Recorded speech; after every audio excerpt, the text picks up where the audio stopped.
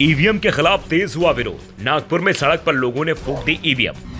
तेजी से देश भर में फैलता जा रहा है ईवीएम के खिलाफ गुस्सा। सुप्रीम कोर्ट के वकील भी बार बार की लड़ाई में जुटे। नागपुर से ईवीएम की होली जलाए जाने के वीडियो सामने आ रहे हैं। लोगों का गुस्सा ईवीएम पर फूट चुका है। भारत मुक्ति मोर्चा के राष्ट्रीय अध्यक्ष वामन मेश्राम के आह्वान पर नागपुर में प्रदर्शन हुआ। सिरोही में नारेबाजी करते हुए रैली निकाली गई। राष्ट्रपति के नाम का ज्ञापन कलेक्टर को सौंपा गया। इसे कई संगठनों ने समर्थन दिया था। लोगों का कहना था कि भारत में लोकतंत्र बचाने के लिए स्वतंत्र, निष्पक्ष और पारदर्शी चुनाव करवाने के लिए ईवीएम मशीन को हटाकर बैलेट पेपर से चुनाव करवाया जाए, जिससे भारत में आम जनता का लोकतंत्र पर विश्वास बना रहे। ऐसा करने के लिए चुनाव आयोग को बाध्य किया जाए। अगर चुनाव आयोग के द्वारा ऐसा नहीं किया गया तो लोकतंत्र बचाने के लिए ईवीएम के विरोध में आने वाले समय में आंदोलन को और ज्यादा गतिशील, व्यापक और तीव्र बनाया जाएगा। ईवीएम के खिलाफ विपक्षी दल भले ही खुलकर नहीं बोल पा रहे हैं, लेकिन सिर्फ चुनाव आयोग को पत्र लिखकर अपना काम पूरा समझ रहे हैं। लेकिन ईवीएम के खिलाफ लोगों का गुस्सा बढ़ता जा रहा है। एक और चुनाव आयोग दावा कर रहा है कि ईवीएम पूरी तरह सुरक्षित है, इसे हैक नहीं किया जा सकता। जो भी वोटर वोट देता है उसका वोट सही जगह जाता है। अब तक जितनी भी ईवीएम की और वीवीपैट की पर्ची का मिलान हुआ है वो 100% सही निकला है, इसलिए ईवीएम पर सवाल नहीं उठाए जा सकते।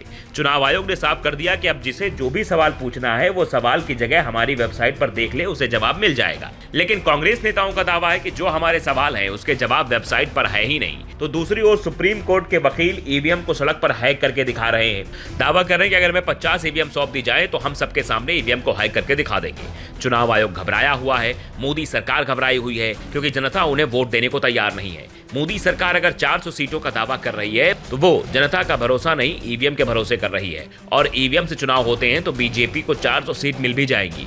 सुप्रीम कोर्ट के वकील भानु प्रताप का दावा है कि चुनाव से पहले केंद्रीय गृह मंत्री अमित शाह को चुनाव परिणाम कैसे पता चल जाते हैं। उन्होंने 2019 के लोकसभा चुनाव से पहले कहा कि बीजेपी को 300 से ज्यादा सीट मिलेंगी। 303 मिली। उन्होंने हाल ही में एमपी विधानसभा चुनाव के दौरान कहा था कि बीजेपी को 160 से ज्यादा सीट मिलेंगी। 163 मिली। शाह को कैसे पता था कि चुनाव परिणाम इसी तरह से आएंगे? साफ है, ईवीएम पहले से फिक्स हो गई थी। एमपी में विधानसभा चुनाव के बाद कांग्रेस की समीक्षा बैठक में भी ये बात सामने आई थी कि कांग्रेस का उम्मीदवार जिस गांव का था उसे अपने ही गांव में वोट नहीं मिले थे, जबकि गांव में सिर्फ उसका ही समर्थन दिखाई दे रहा था। बीजेपी उम्मीदवार को वोट देने वाले लोग दिखाई नहीं दे रहे थे। लेकिन जब काउंटिंग हुई तो कांग्रेस उम्मीदवार के गांव से बीजेपी जीत गई।